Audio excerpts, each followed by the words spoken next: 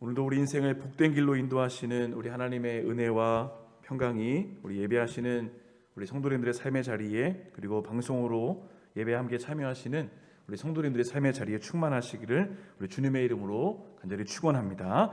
오늘 말씀의 제목은 견고한 믿음의 터 위에 서라, 견고한 믿음의 터 위에 서라 하는 제목으로 함께 말씀을 나누겠습니다. 약 26년 전입니다. 1995년 6월 29일 오후 5시 57분 서울 서초동 삼풍백화점, 기억하시죠? 그 당시 삼풍백화점에 붕괴 사고가 있었는데 기록을 보니까 6.25 전쟁 이후에 가장 많은 희생자가 생긴 사고였다 기록하고 있습니다. 붕괴가 시작된 지 5분 만에 그 건물이 완전히 무너지게 되었습니다. 붕괴의 원인을 보니까 많은 이유들이 있지만 가장 큰 이유가 분명한 사고의 징후가 있었음에도 고객들을 대피시키지 않았던 그 경영진, 왜 그런가 보았더니 매출이 줄어든다, 이것 때문에 계속 이제 영업을 진행을 하다가 끝내는 사고가 났습니다. 그리고 또 하나가 있습니다. 끝이 좋으면 모든 게 다 괜찮다라고 하는 결과지상주의에 물들어 버린 그 사회적인 분위기, 과정은 생략이 돼도 좋아요. 그러다 보니까 건축 과정에서 반드시 들어가야 될 어떤 재료들이 빠짐에도 그것을 그냥 무마시키며 넘어갔던 그런 관행들이 결국에는 이런 사고들을 만들어냈다라고 하는 인재다, 이런 기록이 있습니다. 7년 전에 있었던 세월호 사고 역시 크게 다르지 않는 것 같습니다. 자, 이처럼 우리의 사회를 유지하기 위한 원칙, 약속, 이런 것들은 상당한 중요한 가치로 여겨집니다. 우리 함께 예배하신 우리 서집사님께서 여러분 아시겠지만 건축 분야에서 아주 오랫동안 종사하셨습니다. 전문가시죠. 제가 집사님 앞에서 이런 말씀드려 죄송하지만 그냥 상식적으로 생각했을 때 건축에서 가장 중요한 게 뭘까 생각해 보면 기초가 아닌가 싶습니다. 기초가 잘 되어야만이 높은 층의 건물이 올라가도 흔들리지 않고 잘 세워지지 않겠습니까? 이와 마찬가지로 우리 인생도 다 나름대로 집을 지으며 살아가지 않습니까? 기초가 튼튼할수록 든든한 집을 세워갈 수 있습니다. 이것이 신앙에도 그대로 적용이 되는데, 우리가 다 신앙의 연수는 다 다르죠. 그렇지만 연수는 다 다르지만 함께 영적인 집을 지어가고, 개인의 영적인 집도 짓지만 영적인 교회의 집도 지어가는 모습을 보게 됩니다. 우리 교회도 지금 함께 예배하는 이 모습을 통해서, 또 같이 기도하는 모습을 통해서 교제하면서 영적인 교회를 세워가고 있는 겁니다. 그런데 영적인 집이라고 하니까 눈에 보이지 않잖아요. 그렇다고 해서 대충 지을 수 있는가? 그것이 아니라는 겁니다. 영적인 집도 눈에 보이지 않지만 반드시 기초가 튼튼해야 되고, 그리고 반드시 필요한 그 재료들을 사용해야 되는 겁니다. 오늘 시편 말씀을 먼저 우리가 보면서 이 거룩한 집을 지어갈 때 과연 우리에게 무엇이 필요할 것인가, 그 기초를 담는 내용들을 함께 살펴보려고 합니다. 오늘 본문의 말씀은 다윗의 고백인데, 다윗이 언제 이 시를 지었는가 기록을 좀 보면 많은 분들이 이렇게 추측을 합니다. 다윗이 골리앗을 이긴 이후에 이스라엘의 또 일꾼으로 등용이 되지 않습니까? 그때 정말 주변에서 많은 사람들이 어려움을 당하고 있을 때, 그때 아마 기록한 것이 아닌가라고 하는 추측을 하게 됩니다. 자, 분명한 사실은 지금 다윗이 어려운 상황에 처해 있었고, 그 어려운 상황을 어떻게 극복해 나가고 있는가가 오늘 본문의 내용입니다. 여러분, 우리가 인생을 살다 보면 오늘 다윗이 경험한 것 같은 어려움의 시간들을 참 많이 만나지 않습니까? 나의 의지와 상관없이 내가 만나고 있는 이 상황들로 인해서 마음이 힘들어지고 어려워질 때가 분명히 있습니다. 그런데 오늘 다윗이 이런 상황에서 어떻게 승리할 수 있었는가? 오늘 이 말씀을 함께 살펴볼 텐데요.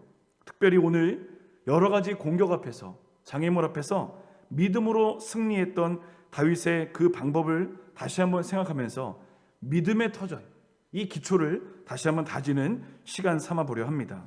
첫 번째로는 타협에 흔들리지 말라는 것입니다. 타협에 흔들리지 말라. 우리의 기초를 흔드는 것 가운데 하나가 바로 이겁니다. 타협입니다. 1절 말씀 보겠습니다. 내가 여호와께 피하였거늘 너희가 내 영혼에게 새같이 내 산으로 도망하라 하면 어찌함인가. 자, 1절에서 다윗이 고백합니다. 먼저 그의 고백 안에 담겨진 의미가 하나 있다면 우리가 먼저 생각해 볼 것이 방향입니다. 지금 다윗이 누구 쪽으로 가고 있습니까? 하나님 쪽으로 향하고 있습니다. 1절에서 피했다라고 하는 이 표현은 다윗이 지금 갈팡질팡하지 않고요, 온전히 똑바로 하나님 바라보고 있음을 이야기합니다. 무슨 말입니까? 지금 그가 당하는 어려움의 상황들을 인간적인 방법, 세상적인 수단 이런 거 동원해서 한번 이겨봐야지 이런 생각하지 않고 그냥 최우선적으로 나는 하나님께로 향하겠다, 분명한 방향성을 보여주고 있습니다. 여러분, 우리에게도 이럴 때가 있지 않습니까? 어떤 상황이나 누군가가 나를 공격하면 그것을 감지하면 우리는 본능적으로 무슨 생각을 하냐면 이걸 어떻게 갚아줘야 되지? 이런 생각이 우리 안에 이렇게 들 때가 있어요. 저 사람이 나한테 이렇게 했네? 그럼 나는 이제 어떻게 갚아줘야 되지? 계산하고 주변을 살피고 상황을 살핍니다. 다윗도 충분히 그럴 수 있는 상황이었다는 거죠. 심지어는 자신의 장인 어른인 사울 왕도 자기를 몇 번이나 죽이려 했는데 얼마나 그 마음에 아픔이 있겠습니까? 여러분, 이게 바로 우리의 본성입니다. 내가 당한 만큼 갚아줘야지, 코를 납작하게 만들어줘야지. 다윗은 그렇게 반응하지 않았습니다. 다윗도 여러 가지 어려움 만날 때 그래 한번 두고 보자 이런 마음이 아니라 그냥 나는 주님께 피하겠다 이런 고백을 합니다. 내 안에 수많은 방법이 생각이 나더라도 그 방법들 뒤로 하고 하나님 앞에 서기로 결론 내는 것, 이게 바로 영적 기초가 튼튼했던 다윗의 반응이었습니다. 자, 또 하나의 모습이 있습니다. 방향이었다면 또 하나는 겸손입니다. 1절에서 보여주는 다윗의 태도는요, 겸손입니다. 여러분, 피했다라는 말 자체가 가지고 있는 의미가 뭘까요? 내 힘으로 할 수 없는 연약함이 있으니 도와주십시오 라고 하는 간구의 모습 아니겠습니까? 오늘 다윗의 고백에서 다윗은 지금 철저히 하나님을 의지한다라고 하는 신앙의 겸손한 고백이 나와 있습니다. 자, 그런데 1절 보시면 다윗의 고백에 이 모든 행동들이 완료형입니다. 피하였다, 피할 것이다가 아닙니다. 피하였다. 이미 자신은 하나님만을 나의 도움으로 삼고 있다라고 하는 믿음의 선포가 있다는 겁니다. 그런데 문제는 무엇이냐면 우리 안에 이렇게 확신이 있었는데 이게 흔들리는 때가 있다는 겁니다. 여러분, 그런 때 있으시죠? 우리 작심삼일이라는 말이 있는 것처럼, 자, 여러분, 연초에 세우셨던 계획이 지금 이제 4월, 이제 100일 좀 지나는데 어떠세요? 잘 되십니까? 혹시 다이어트를 결단하신 분들 오히려 더 찌고 있지 않습니까? 우리의 삶이 뭔가 결단은 하는데 자꾸 유혹에 넘어가고 뭔가 타협에 넘어갈 때가 있다는 겁니다. 여러분, 1절을 더 보시면 여러 소리가 들려요. 야, 그렇게 하나님께 피하지 말고 너 산으로 도망가라, 새처럼 산으로 도망가라. 이게 무슨 말입니까? 다른 방법이 있을 거라는 겁니다. 너 지금 그 하나님께만 가는 게 이게 능사가 아니야. 오히려 지금 상황에서는 너가 사울 왕에게 가는 게 더 나을 수도 있어. 아니면 주변에 있는 사람들과 함께 손을 잡는 게 더 지혜로울 수 있어. 여러 가지 조언들이 들립니다. 그런데 이 영혼에게, 1절 보시면 영혼에게 이렇게 말도 나옵니다. 내 영혼에게. 그러니까 주변의 소리도 있고요, 다윗 내면에서도 갈등이 시작됐다는 거죠. 여러분, 그럴 때 있잖아요. 내가 굳게 결심했는데 소위 죄송합니다, 이게 팔랑귀이신 분들 보면 주변에 누가 얘기하면 내가 결단해도 그건가? 내 결단이 아닌가? 이런 스스로 안에 여러 가지 고민과 갈등들이 있습니다. 다윗도 그런 이야기가 하는 겁니다. 내가 굳게 마음 먹었는데 주변에 자꾸 소리가 들려요. 내 안에서도 자꾸 이게 아닌가 싶은 생각이 듭니다. 그런 것 때문에 넘어질 때가 있다는 겁니다. 여러분, 우리가 신앙생활하면서 많이 흔들리고 넘어지는 부분이 바로 이런 겁니다. 결단했는데 흔들려요. 나는 하나님 안에 거하고 있다 이렇게 확신하는데 우리 안에 계속 염려가 있고 불안이 있습니다. 믿음으로 잘 살아야겠다 이렇게 얘기하는데 어느 순간 타협의 소리가 귓가에 맴돌고 있다는 겁니다. 사랑하며 살겠다 이렇게 결단했는데 나를 어렵게 만드는 사람이 눈앞에 보이는 순간 내 눈에서는 이미 미움이 나가고 있습니다. 결단은 많이 하는데 결단을 무너지게 하는 것들이 더 많다는 겁니다. 여러분 1절을 보시면 우리에게 찾아오는 대표적인 유혹이 무엇인가를 전하는데 가장 큰 유혹이 불안함입니다. 불안하니까 의심하게 되고 그 의심이 있으니까 다른 방법을 찾게 되는 겁니다. 자, 1절에서 내 산으로 도망하라 이야기합니다. 무슨 말입니까? 여호와께 피하는 게 진짜 맞는 것인지 확인해봐라, 이렇게 지금 반문하는 겁니다. 다른 방법이 있을 수 있으니 그거 찾아보라, 이렇게 제안하는 겁니다. 그런데 다윗의 반응이 무엇입니까? 믿음의 선택 앞에 후회 없이 서 있는 모습을 보여줍니다. 1절의 마지막을 보겠습니다. 1절 마지막에 뭐라고 이야기합니까? 어찌함인가? 세상의 방법을 사용하라는 말이 어찌함인가? 하나님 아닌 다른 방법을 찾는 것이 어찌함인가? 말도 안 되는 소리 하지 말아라 이야기합니다. 여러분, 오늘 다윗이 전하는 교훈이 있습니다. 믿음으로 온전하게 하나님만을 의지하겠다 결단했다면 유혹과 타협의 소리에 흔들리지 않는 믿음으로 서 있으라는 겁니다. 여러분, 실제로 우리에게 이런 유혹이 자주 일어납니다. 그렇다면 이런 유혹 앞에서 우리가 어떻게 반응해야 승리할 수 있을 것인가? 그것은 바로 믿음으로 선포하는 겁니다. 내 입술로 고백하는 겁니다. 자, 1절은요, 다윗이 믿음의 선포를 하고 있는 겁니다. 내 안에 유혹이 있어도 아니다, 믿음으로, 예수 이름으로, 하나님의 능력으로 그것들을 선포하며 물리치는 거죠. 나는 하나님께 피합니다. 이게 가장 좋은 방법입니다. 다른 방법은 없습니다. 이것이 바로 믿음의 신조를 가지고 있는 성도들의 모습이라는 겁니다. 그런데 중요한 게 있습니다. 내 안에서 스스로 외치면 또 넘어져요. 내 안에서, 그냥 안에서만 결단하면 넘어집니다. 그래서 중요한 게 뭐냐면 가족이든 공동체의 동료든 좋습니다. 하나님 앞에서 그 선포를 다른 사람들과도 함께 나누는 것, 이게 중요하죠. 그 믿음의 선포가 타협의 유혹에서 흔들리지 않도록 나를 이끌어가는 거룩한 힘을 부여해 준다는 겁니다.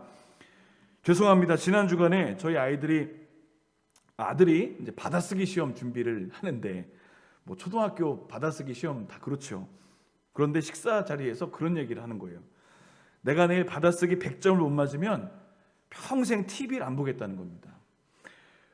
그래서 아니 무슨 받아쓰기에 인생을 거냐.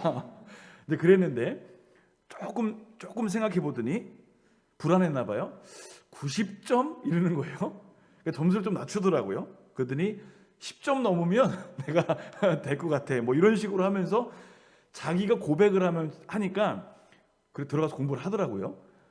제가 거기서 깨달은 게, 무엇이든 입으로 선포하고 듣게 하고 함께 하면 이게 힘이 되는구나. 나 혼자 결단하면 아무도 옆에서 알 수 없기 때문에 도울 수 없습니다. 격려할 수 없습니다. 그런데 우리가 결단 이후에 이 결단을 입술로 고백하고 선포하고, 이게 자랑이 아니라 하나님이 도우실 것을 동역해 나가는 겁니다. 이것들을 통해서 하나님께서 이끄시는 은혜를 경험할 수 있다는 겁니다. 여러분, 결단 후에 유혹에 넘어지십니까? 그 결단을 믿음으로 한번 선포해 보십시오. 그러면 그 믿음의 선포를 통해서 하나님이 부어주신 거룩한 동력이 생기게 되는 겁니다. 여러분, 이번 한 주간도 유혹을 넘어서는 믿음의 선포, 이것을 통해서 하나님께 영광 돌리시기를 우리 주님의 이름으로 간절히 축원합니다. 두 번째로는 흔들리지 않는 터 위에 서라는 것입니다. 흔들리지 않는 터 위에 서라. 이제 다윗은 본격적으로 영적 기초 공사가 얼마나 중요한지를 이야기합니다. 3절 말씀 보겠습니다. 다윗이 이렇게 1절과 2절에서 당당하게 믿음의 선포를 할 수 있었던 이유가 무엇인가 보았더니 3절이 근거가 됩니다. 3절 말씀 보시면 터가 무너지면 의인이 무엇을 할 것인가? 터가 무너지면 의인이 무엇을 할 것인가? 여러분, 터는 무엇입니까? 모든 것의 출발, 기초, 시작입니다. 다윗이 뭐라고 이야기합니까? 터가 무너지면, 여러분, 이 표현 안에는 두 가지 의미가 있는 것을 보게 됩니다. 무엇에 터를 두었기에 무너졌는가? 왜 무너지는 것에 터를 두는가? 이것을 이야기합니다. 마태복음 7장에서 예수님 말씀하시죠. 모래 위에 지은 집과 반석 위에 지은 집. 그것을 비교하시면서 우리 인생은 무엇에 근간을 터를 두고 있는가 확인하게 하십니다. 오늘 본문도 마찬가지입니다. 하나님이 아닌 다른 것에 터를 두고 살아가는 것, 그런 사람들에게 메시지를 전합니다. 도대체 왜 시간이 지나면 무너질 것들에게 터를 두고 있는가 이야기합니다. 창세기에서 아브라함과 롯이 결별할 때 상황 생각해 보시죠. 롯은 어땠습니까? 지극히 세상적인 가치관에 터를 두고 있다 보니까 좋은 것, 괜찮은 것, 화려한 것, 그쪽으로 점점 죄를 향해 달려갔습니다. 그러나 아브라함은 어디에 터를 두었습니까? 하나님의 약속에 터를 두니까 내 상황이 힘들고 어려워도, 내가 좋은 곳 가지 못해도 여전히 그 자리에서 흔들림 없이 믿음을 지켜나갔습니다. 여러분, 우리가 어떤 가치를 가지고 살아가느냐, 이게 바로 터가 되더라고요. 내 터는 어떤 가치관인가로 드러납니다. 겉으로 보기에는 세상의 권력, 명예, 물질, 이것 터전 삼아 살아가는 사람들이 참 좋을지 모르지만 결정적인 순간에 고난을 만났을 때, 문제의 바람을 만났을 때 실제 거기서 넘어지는 사람들이 얼마나 많은지 모릅니다. 다윗이 오늘 그것을 알았기에 이야기합니다. 터가 무너지지 않게 해라. 무너지지 않는 터 위에 내 삶을 세우라 이야기합니다. 하나님은 예레미야를 통해서 하나님이라는 터를 버린 이스라엘을 향해 이렇게 말씀하십니다. 예레미야 17장 3절입니다. 이스라엘의 소망이신 여호와여, 무릇 주를 버리는 자는 다 수치를 당할 것이라. 무릇 여호와를 떠나는 자는 흙의 기록이 되어오리니 이는 생수의 근원이 되신 여호와를 버림이니이다. 생명의 근원 되시는 하나님께 터를 두지 않으니까 다 수치를 당하고 절망하고 패배하더라는 겁니다. 자, 오늘 3절에서 터가 무너지면 이 고백의 또 다른 의미가 무엇이냐면 견고하게 세워져야 된다는 겁니다. 견고하게. 자, 터가 무너지는 이유가 무엇입니까? 1차적으로 튼튼하지 못한 것에 터전을 삼았기 때문에 무너집니다. 또 다른 이유가 있습니다. 아무리 믿음의 터 위에 서 있어도 견고하게 세워지지 않으면, 견고하게 뿌리 내리지 않으면 무너진다는 겁니다. 바울 사도의 서신을 보면요, 디모데후서 4장에서 데마에 대한 이야기가 나옵니다. 근데 뭐라고 평가하냐면 그는 이 세상을 사랑하여 나를 버리고 데살로니가로 갔다. 무슨 말입니까? 믿음에 서 있긴 했는데 뿌리가 깊이 못 내리니까 세상의 마음을 뺏겨서 오히려 세상 쪽으로 흘러갔다는 겁니다. 믿음의 터전 위에 세워진 줄 알았는데 견고하게 세워지지 않으니까 무너지더라는 겁니다. 뿌리가 깊이 내리지 못하니까 흔들리고 무너졌다. 유다서를 보니까요, 유다서에서 흔들리지 않고 믿음을 증명하는 내용을 이렇게 전합니다. 유다서 1장 20절입니다. 사랑하는 자들아, 너희는 너희의 지극히 거룩한 믿음 위에 자신을 세우라. 믿음 위에 자신을 세우라. 그런데 여기 세우라는 말을 보니까 뿌리를 깊이 내려라, 이런 뜻이 있습니다. 여러분, 나무가 흔들리지 않는 이유는 무엇입니까? 뿌리가 깊이 내려가 있기 때문입니다. 터도 중요합니다. 그런데 터 위에 세워지는 나무가, 터 위에 세워지는 집이 얼만큼 깊이 있게 뿌리를 내리는가, 이것이 중요하다는 겁니다. 몇 달 전에 바닷가 갯벌 위에 건물 지는 걸 한번 봤는데요, 몇 주 동안 하는 게 뭐냐면 기둥만 박더라고요. 기둥만. 다른 거 하지 않고 기둥만 박아놓고 그 위에 그 다음에 시작을 하더라는 겁니다. 흔들리지 않으려면 뿌리를, 기둥을 깊이 박으라는 겁니다. 여러분, 오늘 본문도 마찬가지로 이것을 이야기합니다. 우리가 지금 어디에 깊이 뿌리 내리고 있는가를 보라는 겁니다.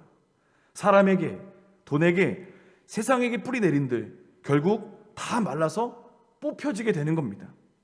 예레미야 17장 8절은 고백합니다. 그는 물가에 심어진 나무가 그 뿌리를 강변에 뻗치고 뻗어 내려가는 겁니다. 더위가 올지라도 두려워하지 아니하며 그 잎이 청청하며 가무는 해에도 걱정이 없고 결실이 그치지 아니함 같을 것이다. 생명의 근원 되시는 하나님께 뿌리가 뻗치도록 내려가면 순간순간 찾아오는 두려움, 여기 흔들리지 않습니다. 문제가 계속되는 그 어려움의 시간을 지나도 걱정이 되지 않고 오히려 하나님 허락하시는 열매들이 맺어지게 되더라는 것입니다. 여러분, 본문이 분명히 전합니다. 흔들리지 않는 터도 중요하지만 그 터에 뿌리 깊이 박히는 것 또한 중요하다. 시편 121편 1절과 2절입니다. 내가 산을 향하여 눈을 들리라. 나의 도움이 어디서 올까? 나의 도움은 천지를 지으신 여호와에게서로다.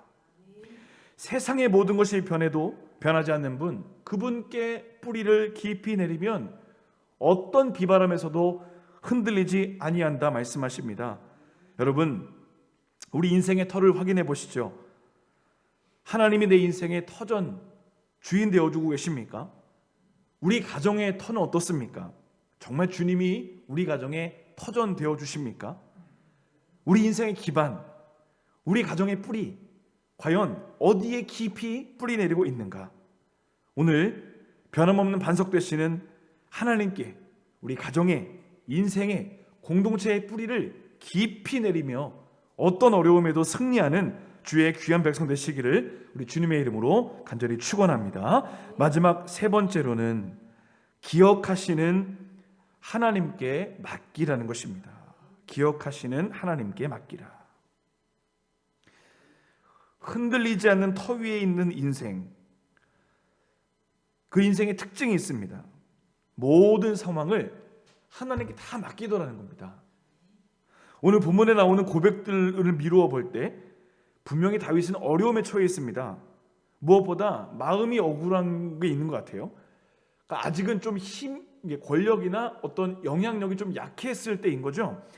그러니까 내 힘으로 맞설 수 없는 상황인 거예요. 그러니 당하기만 하는 겁니다. 여러분, 이럴 때의 억울함이 있잖아요.